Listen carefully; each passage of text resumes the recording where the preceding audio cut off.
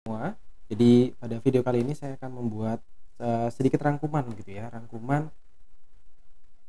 terkait dengan materi yang sudah dipresentasikan pada pertemuan sebelumnya, yaitu tentang user defined data type. Yang mana sudah kita ketahui user defined data type ini ada dua bentuk ya, yaitu kelas dan enum ya. Kalau array sudah kita bahas sebelumnya. Nah, untuk enum nantinya akan dibuatkan video sendiri sehingga kalian bisa belajar secara terpisah sesuai dengan kebutuhan gitu ya. Jadi tidak dijadikan satu dengan video ini. Nah, pada video ini akan dibahas tentang kelas secara basic, bagaimana representasi kodenya, yang mana teorinya sudah dijelaskan lebih dahulu di pertemuan kelas begitu ya.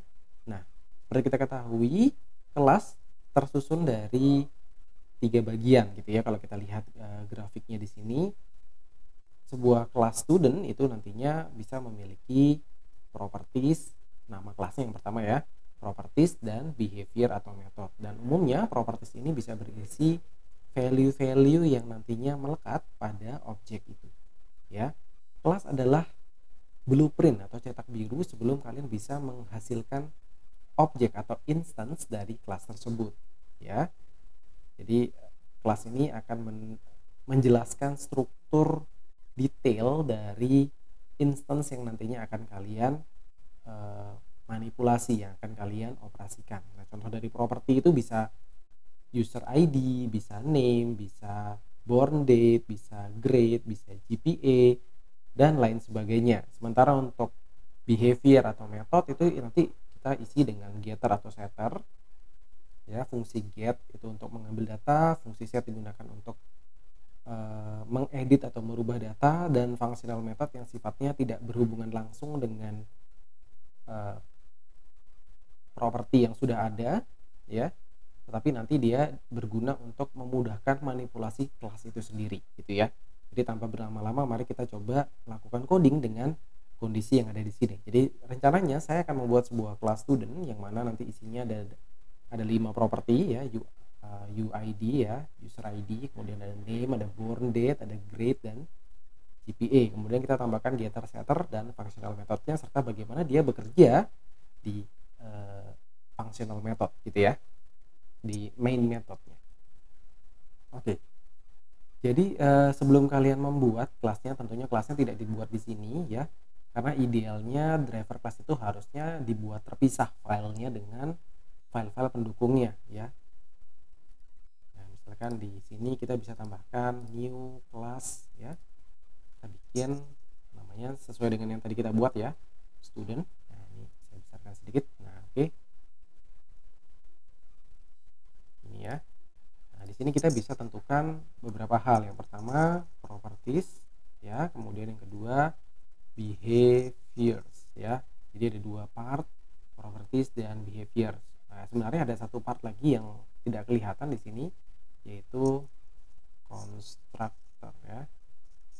Nah, cuman bagian ini kita skip dulu ya. Kita skip dulu karena nanti akan lebih tepat kalau kita bahas kalau sudah masuk di PBO ya, pemrograman berorientasi objek. Jadi ini kita skip. Kita fokus ke 2 hal ini, property dan behavior. Properties adalah segala sesuatu yang berkaitan dengan values yang melekat pada objek tersebut, sementara behaviors ini lebih tepat kita sebut dengan methods ya. Nah, sesuai dengan skema tabelnya tadi, kita akan punya setidaknya 5 gitu ya. Jadi mulai dari UID, kemudian ada name ya, kemudian ada born date ya, nah seperti ini, kemudian ada grade ya, kemudian ada GPA. Nah ya, nah sama dengan ketika kalian mendeklarasikan variabel, values ini harus disimpan ke dalam sebuah variabel ya. Jadi UID ini kita harus bentuk dia ke dalam sebuah variabel. Misalkan UID-nya kita kasih tipe data string, nah seperti ini. Kemudian name itu udah pasti string juga ya. Kemudian born date ini sementara kita kasih string juga deh gitu ya. Grade ini kita kasih double mungkin ya. GPA juga seperti itu ya. Oke. Nah, ini adalah properti-properti yang dimiliki oleh kelas tersebut. Nah, idealnya ketika kita membuat sebuah properti, values ini sifatnya private ya. Private itu artinya dia hanya bisa diakses oleh yang memiliki ID tersebut. Jadi kalau misalkan kalian memiliki, bayangkan dulu ya, objek di dunia, di realitanya itu seorang mahasiswa itu data-datanya tuh harusnya hanya bisa diakses oleh dirinya sendiri sama orang yang berkepentingan atau diberikan hak akses terhadap data-data tadi. Jadi kita nggak mau data-data ini diakses secara sembarangan ya. Sehingga kita perlu menambahkan akses modifier private ya untuk semuanya gitu. Oke, sampai di sini untuk propertinya hanya dibuat seperti ini saja. Jadi kita tidak perlu uh, melakukan inisialisasi ya seperti ini misalkan gitu, itu tidak perlu dilakukan karena ini nanti akan kita lakukan dengan menggunakan metode atau konstruktor ya. Mengingat konstruktor tidak dibahas, kita akan fokus ke metodenya. Dan setiap properties yang ada di sini ya itu biasanya dilengkapi dengan getter dan setter ya. Ingat ya, behaviors itu isinya salah satunya adalah getter dan setter. Apakah getter dan setter ini harus dibuat? Tergantung apakah kalian mengizinkan untuk manipulasi data dari setiap properti yang ada di sini. Kalau kita ingin mengakses user ID-nya dan memberikan akses kepada user untuk memanipulasi UID, mengganti UID-nya, maka kita harus membuatkan getter dan setternya. Ya, jadi di sini harusnya public itu berarti metode ya, behavior atau properti yang di set public itu nantinya bisa digunakan oleh user yang memanipulasi objek tersebut gitu ya. Kita mulai dengan get-nya dulu ya. Nah, getter-nya adalah metode-metode yang sifatnya mengambil nilai dari yang ada di sini ya. Jadi kalau misalnya kita ingin mengambil nilai string ya bikin public string ya, get UID misalkan begitu ya. Kemudian di sininya isinya apa? Return UID, udah gitu doang. Nah, bagaimana dengan setternya? Tinggal buat public ya, void karena kita tidak membutuhkan kembalian gitu ya. Ini set UID nah, gitu ya. Di set dengan apa? Karena di situ UID-nya string, kita bikin aja string, kemudian di sini kita kasih user ID gitu ya. Yang mana nanti isinya itu adalah UID yang ada di atas itu sama dengan user ID yang diinputkan melalui parameter oleh user gitu ya. Jadi seperti ini adalah contoh getter dan setter. Ini adalah getter, semua getter itu selalu ditandai dengan nama get dan setter itu selalu ditandai dengan nama set. Apakah boleh kita mengganti get dan set ini? Sebenarnya boleh aja, ini secara informal gitu ya, diinformasikan bahwa untuk memudahkan kalian supaya lebih informatif metodenya itu ada tulisan get dan setnya saja. Tapi kalau misalkan mau diganti dengan take UID di sini, edit UID juga sebenarnya nggak masalah gitu, cuman tidak lazim digunakan gitu ya. Nah, untuk membuat struktur kelas ini bisa berfungsi, kita harus mengaksesnya atau menggunakannya di driver class, yaitu di main metodenya itu sendiri ya. Nah, di sini kita bisa membuat objek yang biasanya kita buatkan dengan tipe data primitif ya atau tipe data class seperti ini. Nah, kali ini kita bisa bikin dengan user defined data type ya. User defined class ya yang sudah kita buat sebelumnya, student. Nah, misalkan kita kasih ini, jangan lupa kelas itu dibuat dengan bentuk seperti ini ya. Jadi saya rasa kalian nggak lupa ya dengan model yang seperti ini ya, string new string ya. Jadi modelnya sama ya, begitu juga dengan random new random. Jadi formatnya sama, dia akan membutuhkan pemanggilan sebuah fungsi dan keyword new untuk membuat objek ini benar-benar bisa dimanipulasi berikutnya. Oke ya, ini saya hapus ya. Nah, di sini stu-nya itu sekarang sudah bisa kita operasikan. Nah, lihat ya.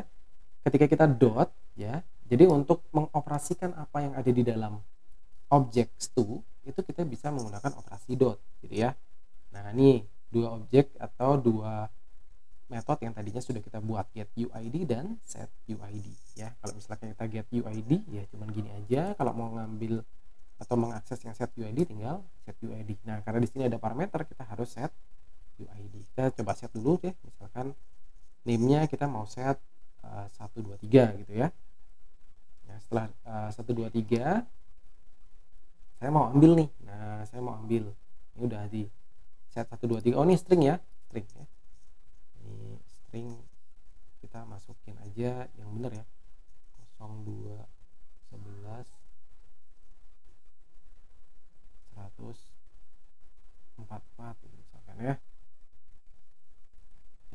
sih biasanya 3122 gitu ya, 10001 misalnya gitu ya. Misalkan NIM-nya seperti ini get UID-nya kita simpan di misalkan ID stu gitu ya.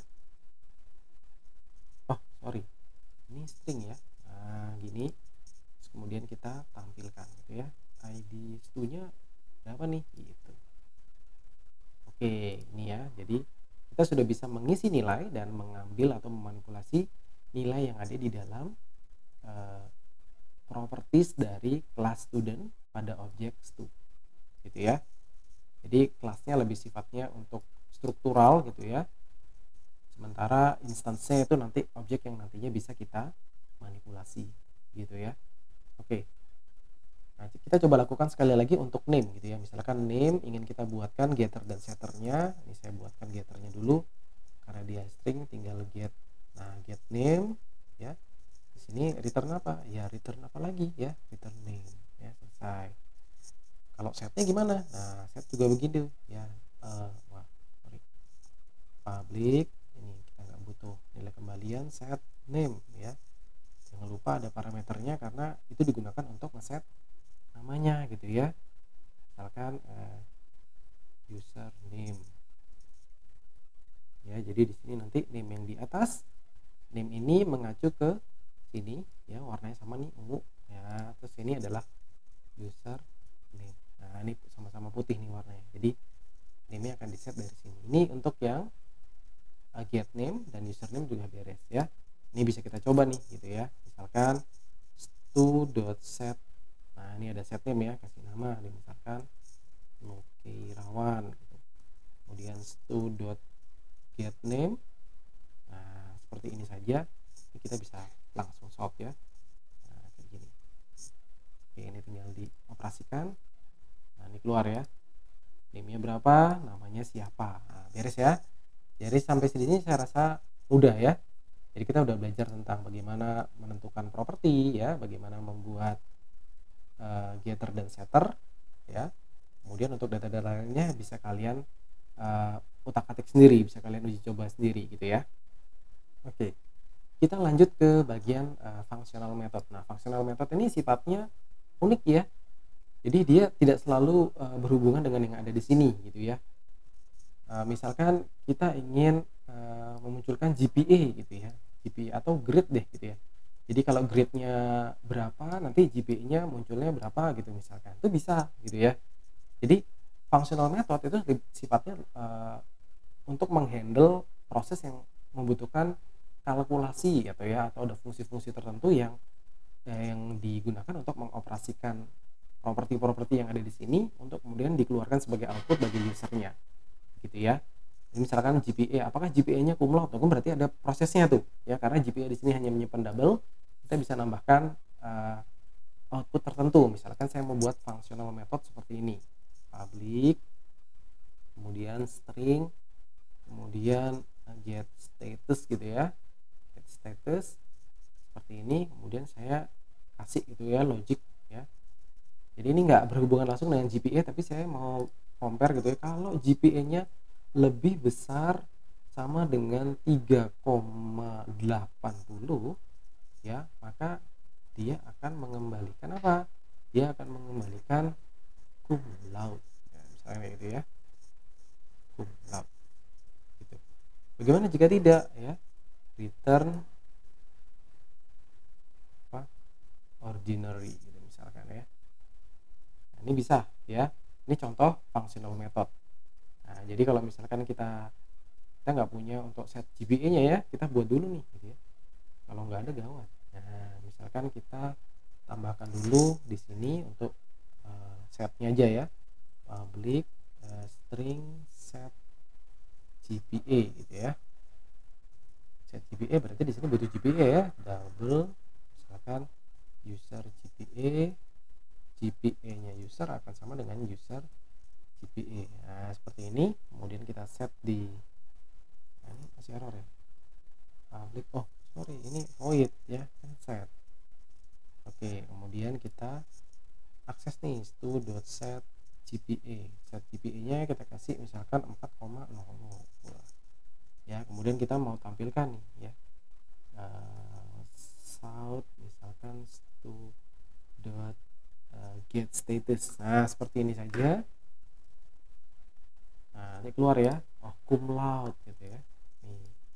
Ini contoh functional method. Jadi fungsi-fungsi yang ditambahkan yang tidak berhubungan langsung dengan properti, jadi tidak berhubungan dengan kegiatan get dan set nilainya, tapi itu digunakan untuk diproses untuk mendapatkan luaran yang dikehendaki gitu ya. Dalam hal ini saya ingin mengeluarkan apakah saya itu ordinary student atau cum laude student gitu ya misalkan. Oke. Nah, kemarin juga sudah dijelaskan bahwa tipe data atau properties yang ada di sini itu tidak hanya melulu dibangun dari tipe data primitif dan tipe data kelas. Kita juga bisa buat salah satu dari propertiesnya, salah satu atau salah banyak ya, itu bisa dibuat juga dari kelas yang lain juga. Jadi misalkan born date ini ternyata kita ingin dia tipenya itu adalah born atau date gitu ya. Tipe bentukan kita sendiri, misalkan born date deh. Nah, misalkan gini deh. Nah, saya mau tipe datanya tuh born date. Gimana ya, kita tambahkan di sini kelasnya new Java class lagi, kita kasih nama born date ya, harus sama ya tulisannya, jadi jangan beda. Nah, kayak begini. Nah, sekarang kita tentukan ya propertiesnya seperti biasa dan behaviorsnya apa. Misalkan dalam born date yang ingin disimpan itu adalah day, month, dan year-nya gitu ya. Misalkan kita buat nih private integer day, private integer m, private integer y, misalkan kayak gitu. Sementara behaviornya nanti kita bisa bikin gitu ya, misalkan mau public setnya dulu nih, public void gitu ya, set date gitu ya. Nah, ini contoh functional method, saya nggak mau set satu-satu ya. Kalau set day, set month, set year, jadi 3 kali tuh ya. Saya maunya jadi satu gitu. Jadi nanti di sini isinya day, month, year langsung jadi satu ya. Nah, di sininya langsung dd sama dengan day, nah gitu ya. Sama dengan month, year sama y sama dengan year. Nah, seperti ini. Ini bisa ya. Kemudian kita mau tampilkan nih ya, public void get date gitu misalkan. Nah, ini nggak butuh ya, tinggal kita return ya. Oh, date-nya string deh gitu misalkan. Ini kita bisa bikin nih string date formatted date, wah gitu ya. Sama dengan misalkan mau month-nya dulu nih, month di month ditambah misalkan gini ya, pakai slash gitu ya. Kemudian day, nah seperti ini, tambahkan begini lagi, tambahkan ini, nah tambahkan spasi gitu ya. Nah, kemudian nanti kita return formatted date. Nah, seperti ini ya. Ini juga boleh nih kayak gini ya. Sudah, nanti di sininya di studentnya, nah studentnya sekarang udah nggak error ya, tuh nggak error tuh, nyala tuh ya. Sekarang kita mau set, nah setnya gimana? Nah, ini misalkan saya hapus dulu ya. Ini biarin deh, ini aja nggak usah ya. Namanya di studentnya itu, nah ini belum ada ya. Metodenya apa nih untuk akses born date? Wah, oke deh, kita bikin dulu deh misalkan setnya gitu ya. Gimana nih, misalkan di sini nih ya, sampai di sini nih, public void set, nah set born date, apa yang perlu di set gitu ya. Nah, ini misalkan integer d integer month, integer year. Jadi ini perlu dikoneksikan dengan yang ada di dalam kelasnya nanti. Nah, ini apa yang perlu dilakukan gitu ya. Yang perlu dilakukan adalah memanggil metodenya gitu ya. Jadi born date dot, nah set date berdasarkan apa? Day, month, year yang ada di sini gitu ya. Jadi nanti komunikasinya lewat parameter ini dimasukkan ke sini, dia akan mengakses metode yang ada di dalam born date di sini. Nah, ini ya, set date-nya ini yang diakses. Oke, di sini nanti stu.set born date, nah tinggal disebut ya, misalkan 2/10/1980 gitu misalkan, atau tanggal berapa apapun yang dikehendaki gitu. Kemudian ini set born date-nya udah ada, tapi get born date-nya belum ada. Ini kita tambahin deh di sini. Maunya formatnya apa? Misalkan string gitu ya, get born date gitu ya. Nah, ini tinggal di return born date dot get date. Nah, ini doang. Udah, jadi manggil fungsi yang ada di dalam date-nya. Udah, nanti di sini tinggal stu dot get born date. Nah, udah selesai. Nah, cuman ini kembaliannya string ya. Kita harus ubah dia ke sini nih, masukin ke sini. Kalau nggak keluar nilainya kan, value-nya nggak keluar. Nah, ini. Oh, ada yang nggak sama nih. Nah, ini this born date is null. Oke. Set born date-nya dulu, dicek dulu ini. Oke, tadi ada yang error ya. Ini born date-nya waktu diaplikasikan ke student, kita lupa satu hal, bahwa untuk yang tipe data kelas itu harus dibuat seperti ini gitu ya. Kalau enggak nggak bisa di set, nanti nggak jadi objek dia. Nah, ini keluar ya, sudah ya, 2.10.1980. Oke ya, seperti itu ya. Jadi kurang lebih untuk penjelasan kelasnya seperti itu ya. Kita bisa menggunakan banyak kelas pada satu struktur kelas gitu ya. Ini struktur kelasnya student, kita pakai beberapa kelas. Ini born date, ini bentukan kita gitu ya, sementara kelas student juga bentukan kita sendiri gitu. Jadi jangan lupa ini ya. Oke, bagaimana kalau misalkan kita ingin menyimpan beberapa student? Misalkan saya ingin membuat 2 array student untuk menyimpan objek. Jadi seperti biasa, student gitu ya, kemudian kita kasih r_stu. Nah, seperti ini ya, new student. Nah, seperti ini, misalkan 2 gitu. Nah, ini bisa. Kemudian untuk menambahkan r_stu nya, misalkan r_stu yang ke indeks yang ke 0, 0 itu sama dengan stu. Nah, seperti ini. Jadi nanti diisi dengan objek yang pertama, kemudian yang kedua. Nah, misalkan yang kedua ya, yang kedua itu saya mau isi dengan satu objek baru nih, new student. Bisa ya, new student. Nah, seperti ini. Kemudian saya mau modifikasi di dalamnya, r_stu misalkan yang ke 1 dot. Nah, di sini semuanya sama ya. Mau di set apanya nih? Saya set namanya dulu deh. Jangan get nih, set aja belum ya. Misalkan ini Naomi gitu ya. Terus kemudian saya set apanya lagi nih, set born date-nya gitu ya. Born date-nya misalkan 11 April 2012. Nah, di sini kita bisa panggil gitu ya, r_stu yang ke 1 dot misalkan get name gitu misalkan ya.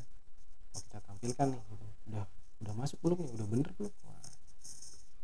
Nah, ini yang terakhir ya. Oh, nih Naomi udah keluar nih. Oke, jadi mengaksesnya kalau di dalam array seperti itu ya. Misalkan ingin ngambil apanya lagi nih, ngambil born date nya nih. Oke, tes lagi. Nah, udah keluar nih, bulan 4 17 2015. Aman ya. Nah, jadi proses manipulasi values ya yang ada di dalam sebuah instance ya, baik itu diletakkan dalam array maupun yang single seperti ini, itu prosesnya seperti ini gitu ya. Baik, demikian untuk pembelajaran kelasnya ya. Nanti akan ada contoh kasus ya, silakan kalian coba sendiri untuk belajar gitu ya. Baik, terima kasih sudah menonton videonya. Sampai ketemu di video berikutnya. Terima kasih.